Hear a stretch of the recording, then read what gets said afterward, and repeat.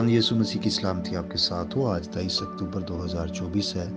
मत्ती रसूल की मार्फत लिखी गई इंजील मुक़द्दस की आयत बाय तफसीरी मुताला को जारी रखते हुए आज हम 26वें बाब की 39वीं आयत पर गौर करेंगे और इसमें यूँ लिखा है, फिर ज़रा आगे बढ़ा और मुंह के बल गिर कर यूँ दुआ की कि ऐ मेरे बाप, अगर हो सके तो ये प्याला मुझसे टल जाए, तो भी ना जैसा मैं चाहता हूँ बल्कि जैसा तू चाहता है वैसा ही हो। आमीन। खुदावंद यीशु मसीह शागिर्दों से थोड़ी दूर चले गए ताकि तन्हाई में दुआ कर सके।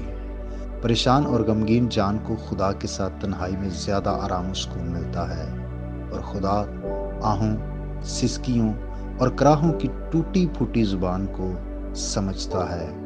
यहाँ यीशु मसीह ने हमको ये भी सिखाया है कि राजदारी की दुआ पोशीदगी में होनी चाहिए।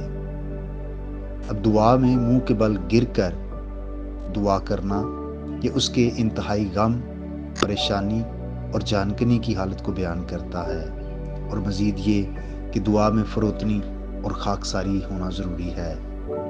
मसीह की दुआ में हमें 3 बातें नज़र आती हैं। पहली बात, उसे खुदा को कैसे मुखातिब किया, कहा ऐ मेरे बाप।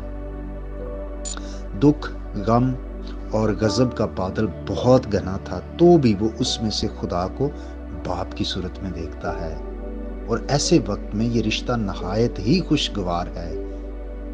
दूसरी बात, उसने खुदा से मेहरबानी मांगी, अगर हो सके तो ये प्याला मुझसे टल जाए। वो अपने दुखों को एक प्याले का नाम देता है। समुंदर नहीं कहता, दरिया नहीं कहता, बल्कि प्याला, जिसकी तय को हम बहुत जल्द देख लेते हैं।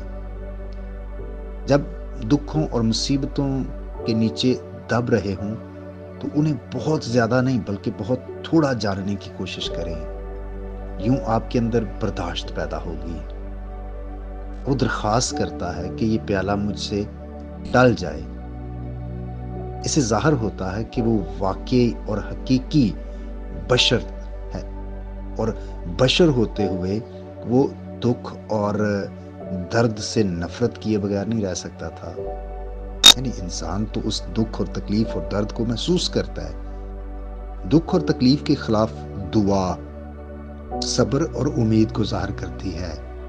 लेकिन देखिए शर्त क्या है कि अगर हो सके तो, अगर इस प्याले को पिए बगैर खुदा का जलाल ज़ाहिर हो सकता है, उसकी तमजीद हो सकती है, इंसान को निजात मिल सकती है, हर मसीह की जिम्मेदारी पूरी हो सकती है, तो वरना नहीं।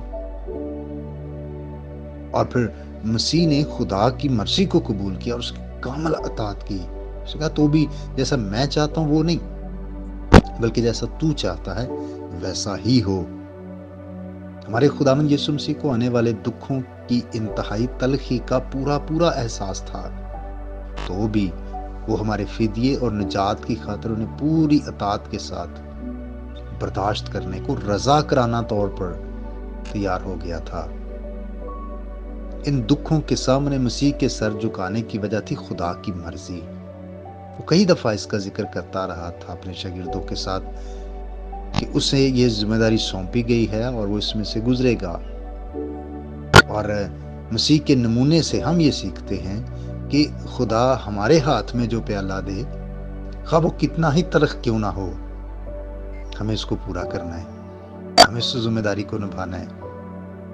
हमारी सरिश्त इसके खिलाफ मज़ाहमत करेगी, मगर उसका फजल वो हमें दलेरी बख्शेगा, वो हमें फर्मा बरदारी की रूह बख्शेगा।